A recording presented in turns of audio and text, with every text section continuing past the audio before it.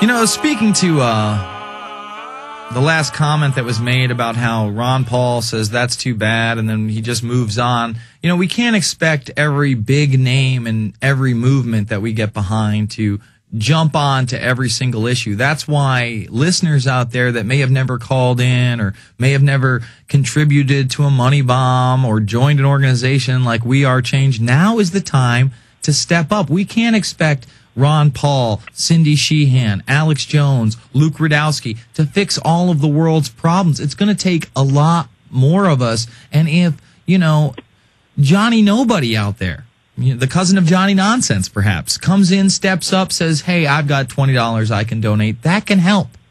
Comes in and says, you know what, I can get a copy of Fabled Enemies and I can make 100 dupes of that and I can hand that out. That can help. I can go out and bullhorn my local official. I can go to a town hall meeting and ask a serious question.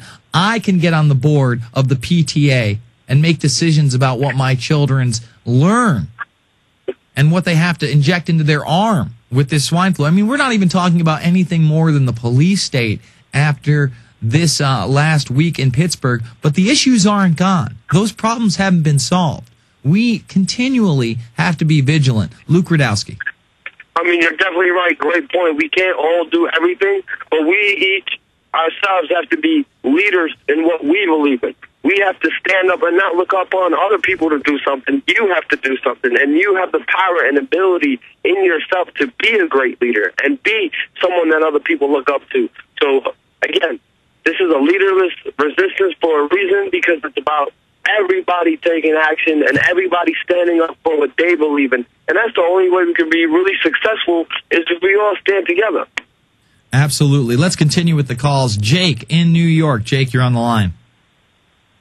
Hey, Jason. I'm calling about the potential collapse of the dollar. Mm-hmm. In 2 years, say, and the dollar hits the crapper. And I don't know, what do you see the next move being after that? Do you see us going to the Amero system, the rumored Amero system, or I mean, what do you see happening? Well, you know, after that's the dollar? That's the big question, and you know, I actually had a discussion about that last week, right before UFC 103 with a couple individuals there. I was telling them what was going to be announced at this G20, the emergence of the global currency, the strengthening of the SDR, or special drawings rights unit, and the devaluation of the dollar.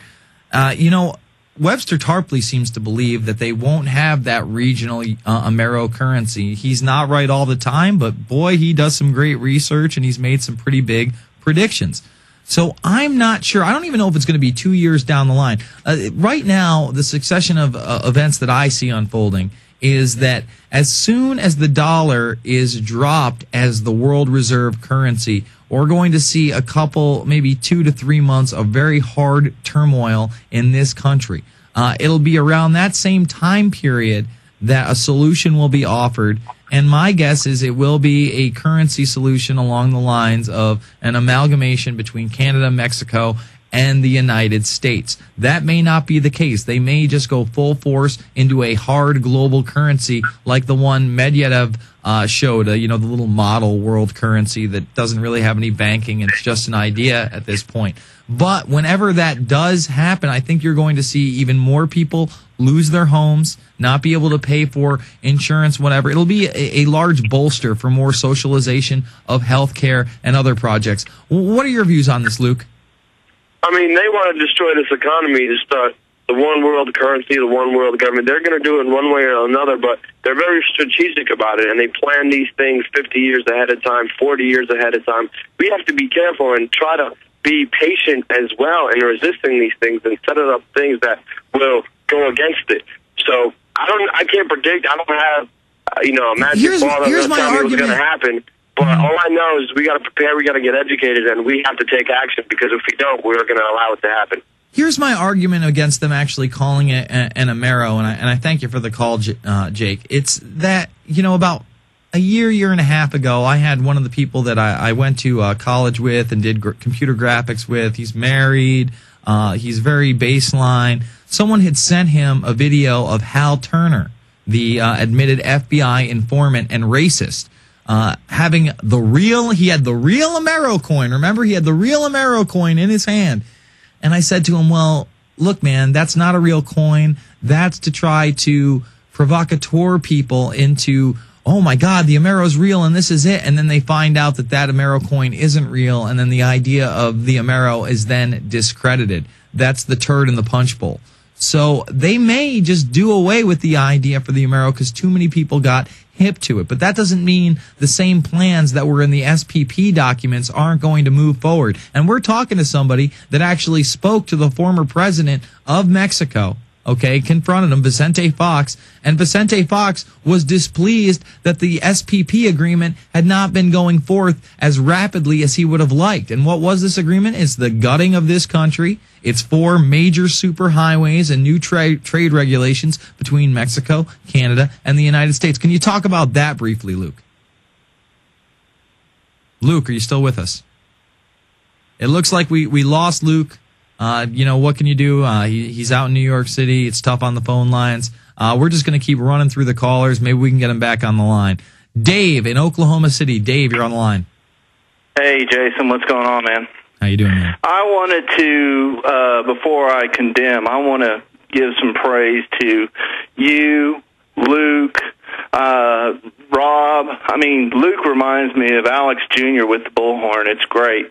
I was actually online holding for Dr. Tenpenny on Friday when you and Alex were communicating on the phone, and he was telling you, hey, duck into this place and duck in there, and all of a sudden you said, oh, wait, there's what's her name? Cindy Sheehan. Cindy, thank you. Yep. And it was shocking because Cindy said, this is the country my son died for. It just hit me so hard, man. But before I condemned anybody, I wanted to thank you, and Infowars had the best coverage. The police officers up in Pittsburgh, shame on you guys. I mean, talk about a bunch of firsts. First time that military weapons were used on protesters. Not protesters, they're trying to make it sound like anarchists. Americans. First time military-style weapons used on Americans. It was the first time a sitting president ever accepted the chair position on the UN. What's going on, Jason? Where are we going with this country? We are going into a globalist, fascist society where it is much like Orwell's 1984 wrapped in A Brave New World. I mean, they're dumbing us down with the drugs, with the vaccinations, and, truth is stranger than fiction, man. They are making black white and white black and just confusing everybody and trying to keep you in this left-right paradigm. Dave, I thank you for the call. Luke, you're back on the line. We lost you for a moment. I want to go back just a moment. We were talking about the SPP agreements. We were talking about your confrontation with Vicente Fox and how you had discussed with Vicente Fox that he felt that the SPP was not going far enough, quick enough, and that he would like to see it move more rapidly.